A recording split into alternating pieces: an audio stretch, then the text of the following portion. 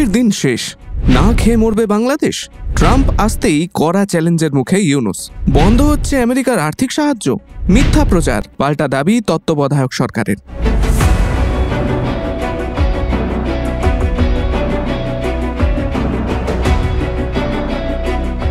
সুখের লাগি কত কিছু, কিন্তু শেষ, সব শেষ। এবার আমেরিকায় নতুন জমানা শুরু হতেই বিপদের মুখে তথাকথিত শান্তির বাহক মোহাম্মদ ইউনুস। সম্প্রতি বাংলাদেশের সঙ্গে আর্থিক লেনদেন বন্ধ করেছে আমেরিকা। জো বাইডেন জামানা শেষ হতেই বিভিন্ন দেশে মার্কিন সাহায্যের দিকটি খতিয়ে দেখবে ট্রাম্পের নতুন সরকার। আগামী 90 দিন সমস্ত সাহায্য বন্ধ এবং তা পুনর্মূল্যায়ন করবে আমেরিকা প্রশাসন।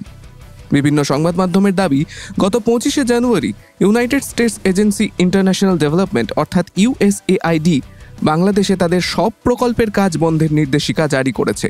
এই মর্মে বিভিন্ন প্রকল্পের পার্টনারদের কাছে নাকি ইউএসএআইডির তরফে চিঠি গিয়েছে বলেও শোনা যাচ্ছে।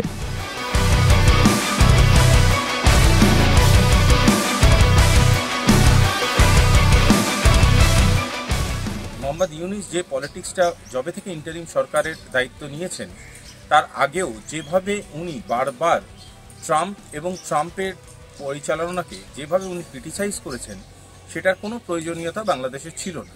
শুধু তাই নয়, উনি যেভাবে ক্লিন্টন ফাউন্ডেশনকে সামনে এনে বাংলাদেশের প্রতিচ্ছবিটা আমেরিকার কাছে তুলে ধরেছে, তাতে পরিষ্কার উনি আর যাই হন ট্রাম্প বিরোধী। এবং এই জিনিসটারই প্রতিফলন আজকের এই ঘটনা। এবং এর আগেও উনি যেভাবে দিনের পর দিন ট্রাম্পকে অযাচিতভাবে অ্যাটাক করে চলেছেন, তার একটা উদাহরণ আমি দিলাম, কিন্তু এরকম বহু উদাহরণ আছে। এবং সবথেকে জরুরি কথা, আগামী দিনে বাংলাদেশের যে ইকোনমিক ক্রাইসিসের দিকে ওনারা এগোচ্ছেন, আমি হলফ করে বলতে পারি সেখানে ট্রাম্পকে বন্ধু হিসাবে পেলে ওনাদের সুবিধা হতো। আজকের ডেটে দাঁড়িয়ে যেভাবে ট্রাম্প ওনাদের ব্যাকট্র্যাশ করছেন, আমার মনে হয় যদি এটা কন্টিনিউ করে, বাংলাদেশ আরও বড় প্রতিযোগিতার মুখে পড়তে চলেছে এবং ইকোনমিক ক্রাইসিসটা যখন বাড়বে, তখন কিন্তু ফেরার পথ আর পাবে না।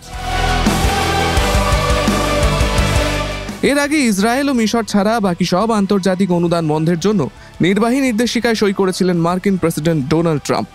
ইউক্রেনকে পাঠানো মার্কিন সাহায্য স্থগিত রাখা হয়েছে আপাতত। যদিও সোশ্যাল মিডিয়ায় বাংলাদেশের তত্ত্বাবধায়ক সরকারের মুখ্য উপদেষ্টার মিডিয়া বিভাগের দাবি, সম্প্রতি এক নির্বাহী আদেশে মার্কিন প্রেসিডেন্ট ডোনাল্ড ট্রাম্প প্রায় সব দেশের জন্য মার্কিন সাহায্য রিভিউ করার লক্ষ্যে তা 90 দিনের জন্য স্থগিত করেছেন।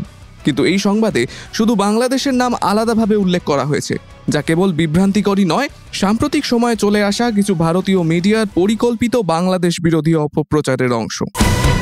ব্যুরো রিপোর্ট, সংবাদ প্রতিদিন.in।